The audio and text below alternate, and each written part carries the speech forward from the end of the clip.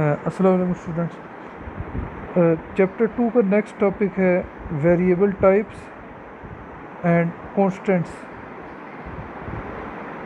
Last time हमने variable पढ़ा था, ठीक है। उस वेरिएबल की दो टाइप्स होती हैं, ठीक है। एक न्यूमेरिक वेरिएबल्स है, दूसरे स्ट्रिंग वेरिएबल्स हैं। न्यूमेरिक वेरिएबल्स वो वेरिएबल होते हैं जिनके अंदर हम नंबर्स को स्टोर कर सकते हैं, ठीक है। 35 को स्टोर करें, 79 को, 100 को, ठीक है। अच्छा, अब इनके अंदर न्यूमेरिक वेरिएबल्स में हम कौन कौन सी तरह के नंबर स्टोर कर सकते हैं। उसमें हम होल नंबर को स्टोर कर सकते हैं, होल नंबर जो कि 0 से शुरू होते हैं और 0 1 2 3 4 ठीक है आगे चलते जा रहे हैं। कोई भी होल नंबर स्टोर कर सकते हैं, ठीक है। जैसे फॉर एग्ज़ाम्पल 3 है, 15 है। इसके अलावा हम फ्लोटिंग पॉइंट्स को भी स्टोर कर सकते हैं। फ्लोटिंग पॉइंट्स ऐसे नंबर होते हैं जिनके अंदर पॉइंट आता है, ठीक है। जैसा कि 3.14, 0.000, ये कोई काफ़ी दफ़ा 0 आ रहा है, उसके बाद 56 है, तो ये पूरा एक फ्लोटिंग पॉइंट है, ठीक है। इसको हम एक न्यूमेरिक वेरिएबल में स्टोर कर सकते हैं। यानी फ़र्क करें, हम x के नाम से एक वेरिएबल बनाया, उसमें हमने 3.14 वैल्यू स्टोर कर दिया। हमने लिख दिया x इज इक्वल टू 3.14, तो x की वैल्यू 3.14 हो जाएगी। अच्छा, अब बेसिक लैंग्वेज के अंदर अगर हम इन चीज़ों की टर्म्स को इस्तेमाल करें तो जो सादा नंबर होते हैं, ठीक है, 1 2 3 4, जो सादा जो पॉइंट वाले नहीं हैं, उनको हम इंटीजर्स कहते हैं, ठीक है। जैसे 3 है, 7 8 8 6 है। उसके बाद ऐसे नंबर जो कि पॉइंट वाले होते हैं, ठीक है, जिनके अंदर पॉइंट आ रहा है, वो बेसिक लैंग्वेज में दो तरह के हैं।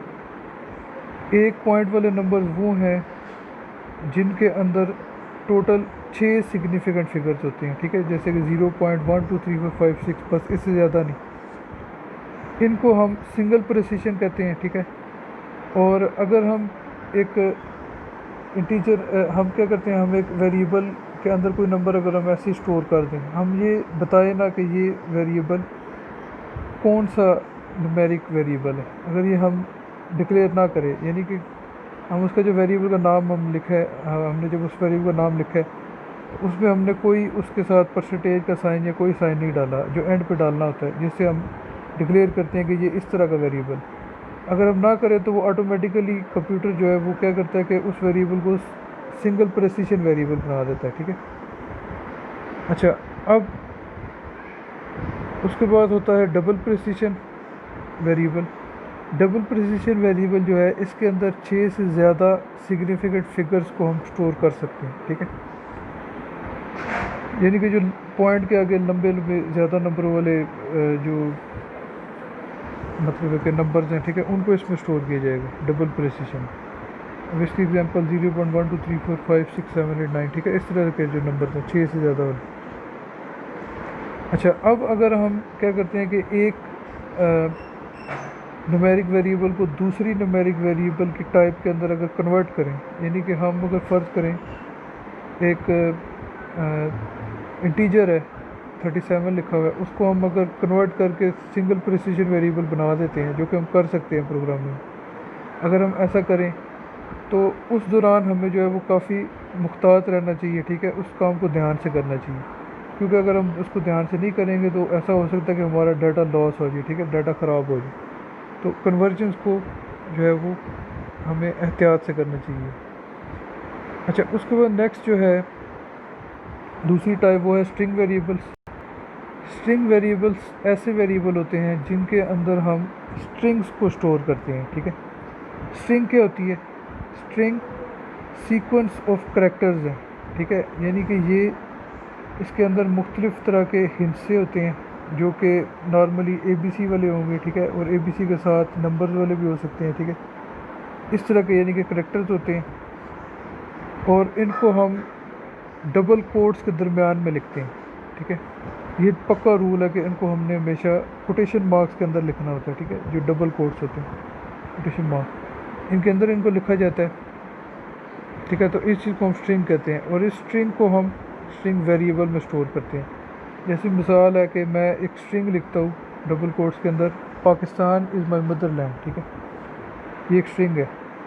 तो इसको मैं फिर स्ट्रिंग वेरिएबल में स्टोर कर सकता हूँ, इसको मैं न्यूमेरिक वेरिएबल में स्टोर नहीं कर सकता, ठीक है। अगर मैं एक किसी घर का एड्रेस लिखता हूँ, house number 12 street number 2 Adiala road Rawalpindi, ठीक है, अब इसमें नंबर्स भी आ रहे हैं, ठीक है, अल्फ़ाबेट्स भी आ रहे हैं, ABC भी आ रही है, इसको मैं स्ट्रिंग वेरिएबल में स्टोर कर सकता हूँ, ठीक है, ये एक स्ट्रिंग है। अच्छा, अब बेसिक लैंग्वेज के अंदर जो इसका टाइप डिक्लेरेशन करैक्टर है वो डॉलर है, ठीक है। हम पहले वेरिएबल का नाम लिखते हैं, उसके बाद जब अगर हमने उसको स्ट्रिंग वेरिएबल बनाना है, उस जिसका नाम लिख रहे हैं, उसके एंड में डॉलर का साइन डालना होता है हमें, ठीक है। जैसा कि ये मैंने एग्जांपल दी है कि ABC अगर वेरिएबल का नाम है तो उसके एंड में डॉलर डालेंगे, ये डालने से वो एक स्ट्रिंग वेरिएबल बन जाएगी। अच्छा, अब जो स्ट्रिंग वेरिएबल्स हैं उस पर उसके अंदर जो स्टोर हम स्ट्रिंग को करते हैं, तो उन वेरिएबल्स को हम प्लस माइनस वगैरह नहीं कर सकते, ठीक है। जैसा कि हम न्यूमेरिक वेरिएबल्स को कर सकते हैं। अगर हमने x की वैल्यू 2 बनाई, x इक्वल टू 2 किया, अब उस x को हम अगर y में प्लस कर दें, y की वैल्यू हमने 3 रखी हुई है, तो 2 + 3 5 हो जाएगी। लेकिन अगर x के अंदर कोई स्ट्रिंग है, y के अंदर भी कोई स्ट्रिंग है, तो उनको हम ऐड नहीं कर सकते, ना ये माइनस कर सकते, ना ही मल्टीप्लाई। तो ऐसी चीज़ें हम इस पर स्ट्रिंग वेरिएबल्स पे नहीं कर सकते हैं, जो कि हम न्यूमेरिक वेरिएबल्स पे कर सकते हैं, ठीक है। स्ट्रिंग वेरिएबल्स के ऊपर हम कौन से ऑपरेशन कर सकते हैं, हम इसमें कॉन्कैटिनेशन कर सकते हैं। एक तो कॉन्कैटिनेशन का मतलब होता है दो स्ट्रिंग्स को आपस में जोड़ना, ठीक है, दो या दो से ज़्यादा स्ट्रिंग्स को। एक स्ट्रिंग में हमने लिखा हुआ है पाकिस्तान इज़, दूसरी स्ट्रिंग में हमने लिखा हुआ है माय मदरलैंड। इन दोनों को हम आपस में जोड़ सकते हैं। दोनों अलग अलग स्ट्रिंग्स में अगर हैं तो दोनों को हम कॉन्कैटिनेशन के ज़रिए बेसिक लैंग्वेज के अंदर जोड़ सकते हैं। इसी तरह हम कंपैरिजन भी कर सकते हैं स्ट्रिंग्स का, ठीक है। दो स्ट्रिंग्स को आपस में कंपेयर करें, कौन सी किस में ज़्यादा करैक्टर्स है, किस में कम है, इस तरह के मुख्तलिफ कंपैरिजन हम स्ट्रिंग वेरिएबल्स में कर सकते हैं। अच्छा, नेक्स्ट टॉपिक है कॉन्स्टेंट्स। ये भी बहुत इंपॉर्टेंट टॉपिक है, ठीक है। वेरिएबल्स और कॉन्स्टेंट ये दोनों बहुत ज़्यादा इंपॉर्टेंट टॉपिक्स हैं, ठीक है, इस बुक के। अच्छा, कॉन्स्टेंट ऐसी चीज़ को कहते हैं जो कि मुसलसल हो, ठीक है, जो कि कभी चेंज ना हो। तो प्रोग्रामिंग में भी ऐसे ही है, ठीक है। कांस्टेंट ऐसी चीज़ को बोलेंगे जिसकी वैल्यू कभी चेंज नहीं होगी, ठीक है। जैसे कि मैंने वेरिएबल बताया था, उसमें क्या होता है कि x की वैल्यू अगर 2 है तो बाद में हो सकता है उसकी वैल्यू 6 हो जाए। इसमें ऐसे नहीं है। कांस्टेंट अगर एक 2 के नाम से एक कांस्टेंट है, ठीक है, उसकी वैल्यू है 2, वो हमेशा 2 ही रहेगा, ठीक है, कभी चेंज नहीं होगा। जैसे पाई है, पाई की वैल्यू कभी चेंज नहीं होती, 3.14 ही रहती है। अच्छा, कांस्टेंट जो है उसको यानी कि जब प्रोग्राम को चला दिया जाता है, ठीक है, तो प्रोग्राम को जब हम चलाते हैं तो वेरिएबल जो होते हैं वो उसी टाइम बनते हैं, ठीक है। तो कांस्टेंट भी जो उसके अंदर मौजूद होंगे उस प्रोग्राम के अंदर, वो सारे जो कांस्टेंट हैं उनकी वैल्यू कभी भी चेंज नहीं होती, ठीक है, प्रोग्राम को चलाने पर। जबकि वेरिएबल्स की वैल्यूज़ प्रोग्राम को चलाते हैं, वेरिएबल बनते हैं मेमोरी में, तो वो उनकी वैल्यू चेंज होती है, ठीक है, चेंज हो सकती है, लेकिन कांस्टेंट ये कभी भी चेंज नहीं होगी, ठीक है। जैसे एग्जांपल है 3.14 एक कांस्टेंट है, लाहौर के नाम से अगर एक कांस्टेंट बनाया हुआ है, उसकी वैल्यू यही रहेगी, ये चेंज नहीं हो सकती। अब कांस्टेंट जो है उसकी भी दो टाइप्स होती हैं, न्यूमेरिक कांस्टेंट्स और स्ट्रिंग कांस्टेंट्स। इसकी टाइप्स और वेरिएबल की टाइप्स आपस में बहुत मिलती जुलती हैं।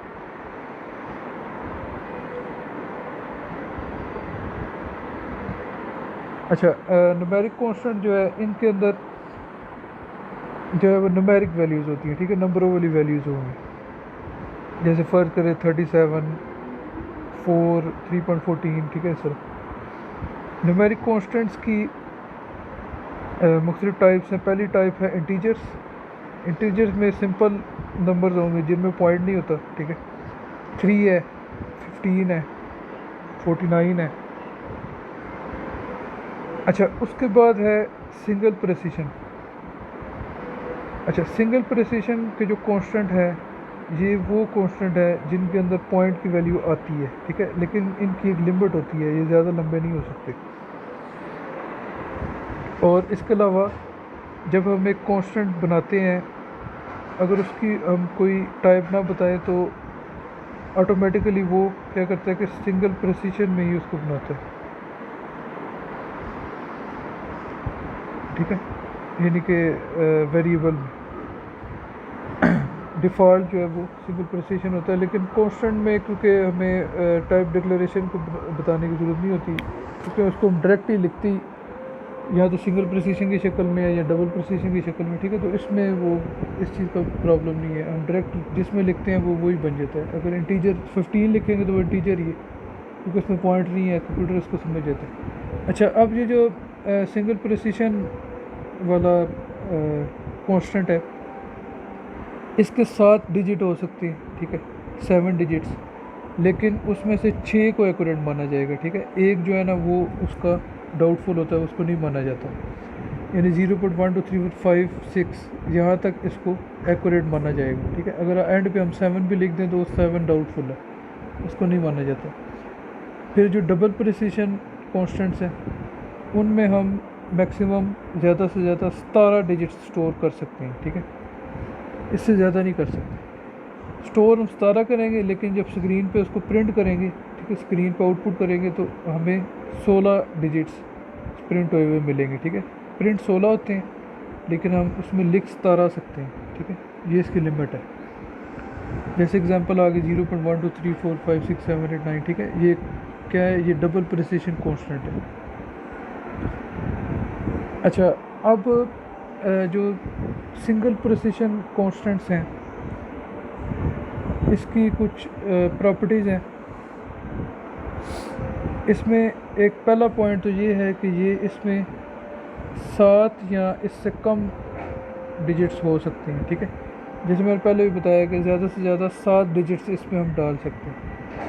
अच्छा, उसके बाद दूसरा पॉइंट है कि अगर एक्सपोनेंशियल फॉर्म के अंदर हो ये जो सिंगल प्रिसिशन है, single precision constant, exponential form का मतलब है पावर में हो, यानी कि जैसे होता है 3.4 की पावर 4.99, ऐसी शक्ल में अगर तो उस सूरत में हम ई इस्तेमाल करते हैं। इसकी एग्जांपल आपको मैं नीचे मौजूद है, यहाँ से बताता हूँ।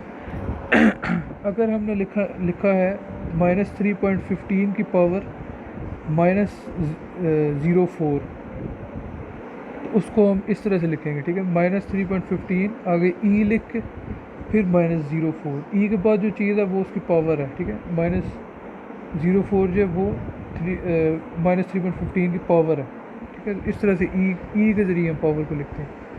उसके बाद नेक्स्ट है जब सिंगल प्रिसिशन कांस्टेंट हमने डिक्लेयर करना है तो उसके लिए हमें एंड पर एक एक्सक्लेमेशन पॉइंट भी डालना पड़ता है, ठीक है। जैसे कि जिस एग्जांपल में 37.4 अगर हम लिखेंगे आगे एक्सक्लेमेशन मार्क, कंप्यूटर को पता चल जाएगा कि ये एक सिंगल प्रिसिशन नंबर इसने लिखा है। फिर और भी 2 एग्जांपल यहाँ पे दी हुई है। 23.08 ये भी सिंगल प्रिसिशन है। 2145.0, ठीक है, ये भी इसी में आएगा। अच्छा, अब आगे नेक्स्ट डबल प्रिसिशन की कुछ प्रॉपर्टीज़ हैं। पहली प्रॉपर्टी है इसमें कम अज़ कम 8 या उससे ज़्यादा डिजिट्स होते हैं, ठीक है, 8 से कम नहीं हो सकते। उसके बाद दूसरी प्रॉपर्टी उसने यहाँ पे बताई है वो ये है कि इसकी जो पावर है उसको डी से ज़ाहिर करते हैं, ठीक है। इसकी एक्सपोनेंशियल फॉर्म को के लिए हम डी को इस्तेमाल करते हैं। जैसे कि ये एग्जांपल आपके सामने है -5.35857, इसकी पावर हमने लिखना है -06, तो उसके लिए हम बीच में डी डालेंगे, उसके बाद -06 लिखेंगे। अच्छा, जो trailing number double precision constant के लिए इस्तेमाल किया जाता है वो है शार्प, ठीक है। ये जो शार्प का साइन है, ठीक है, ये हम नंबर के एंड पे डालते हैं ये बताने के लिए कि ये एक डबल प्रिसिशन का कांस्टेंट है, ठीक है। तो 3220.0 है शार्प भी कहते हैं इसको, हैश भी कहते हैं। तो इस शार्प से क्या होता है कि ये डिक्लेयर हो जाता है कि ये एक डबल प्रिसिशन कांस्टेंट हमने बनाया है, ठीक है। ये अगर हम ना भी लिखे कंप्यूटर को समझ आ जाती है ऑटोमेटिकली भी कि ये एक डबल प्रिसिशन ही बनाया, लेकिन बहुत ज़्यादा ऐसे होता है कि हमने बनाना डबल प्रिसिशन होता है एक नंबर को, और शुरू में हम उसको या तो थोड़ा छोटा लिख रहे हैं या कुछ ऐसा कोई अगर मसला है, लेकिन जैसे इसने भी 3220.0 लिखा है तो सिंगल प्रिसिशन भी तो ये हो सकता है इतने साइज़ का।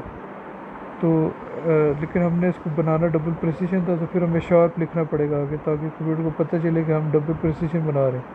क्योंकि हो सकता है बाद में प्लस माइनस कर के तो इसकी वैल्यू बड़ी हो जाए, या मतलब है कि बेसिकली हम इसको डबल प्रिसिशन बनाना चाहते हैं, हमें इस चीज़ की ज़रूरत है। ठीक है, तो इसलिए फिर शार्प का साइन लिखना ज़रूरी हो जाता है। ठीक है, फिर कुछ और एग्जांपल भी है, ये 3422371 ठीक है, बड़ा नंबर है, 7 से ज़्यादा इसमें डिजिट्स हैं, तो ये भी एक लंबा सा नंबर है। ठीक है, तो ये सारे डबल प्रिसिशन कॉन्स्टेंट के अंदर आ जाएंगे।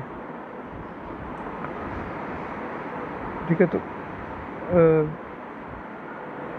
ये जो 342237861 वाला नंबर था, ये वैसे तो इसको इंटीजर में भी डाला जा सकता है। ठीक है, लेकिन हमने अगर इसको डबल प्रिसिशन बनाना है तो वो हम इसको बना सकते हैं, लेकिन ऐसा होता है ना कि इंटीजर में ज़रा छोटे नंबर होते हैं, ये नंबर बहुत बड़ा है, इसलिए इसको डबल प्रिसिशन उसने की है और शार्प का साइन नहीं डाला। शार्प का साइन हम ना भी डालें तो ये डबल प्रिसिशन ऑटोमेटिकली बन जाएगा। ठीक है, क्योंकि ये इतना बड़ा नंबर उसमें होता नहीं है, इस वजह से। अच्छा, अब लास्ट टॉपिक है आज का, वो है स्ट्रिंग कॉन्स्टेंट्स। ठीक है, यहाँ मिस्टेक से वेरिएबल लिखा गया है स्ट्रिंग कॉन्स्टेंट्स। स्ट्रिंग कॉन्स्टेंट्स ऐसे कॉन्स्टेंट हैं जिनके अंदर स्ट्रिंग को स्टोर किया जाता है। स्ट्रिंग क्या चीज़ है, ये मैंने आपको पहले भी बताया, इसके अंदर sequence of alpha numerical characters होते हैं, मुख्तलिफ लफ्ज़ होते हैं, अल्फाज लेटर्स होते हैं। ठीक है, वो कोटेशन मार्क्स के अंदर स्टोर किए गए होते हैं, कोटेशन मार्क्स दरमियान में उनको हमने लिखा होता है। अल्फ़ा न्यूमेरिक का मतलब ऐसे नंबर्स जिनमें ABC भी आती है, बड़ी ABC भी हो सकती है, छोटी भी हो सकती है। ठीक है, अपर केस लोअर केस दोनों हो सकते हैं। इसके अलावा नंबर्स भी उसके अंदर होते हैं। अगर फर्ज करें K2 लिखा हुआ है तो वो एक स्ट्रिंग है, डबल कोट्स के अंदर अगर लिखा हुआ है तो वो एक स्ट्रिंग है। ठीक है, अच्छा, अब 255 करेक्टर से ज़्यादा हम एक स्ट्रिंग के अंदर, स्ट्रिंग कॉन्स्टेंट के अंदर, ठीक है, हम स्टोर नहीं कर सकते। यानी कि इन कोटेशन मार्क के अंदर 255 करेक्टर ज़्यादा से ज़्यादा हम लिख सकते हैं। एग्जांपल इसकी पाकिस्तान इज़ माई मदरलैंड। ठीक है, ठीक है, ये घर का घर एड्रेस है कोई 1947 है, K2 लिख दिया। ठीक है, तो ये सब्सक्राइब करें। अल्लाह हाफ़िज़।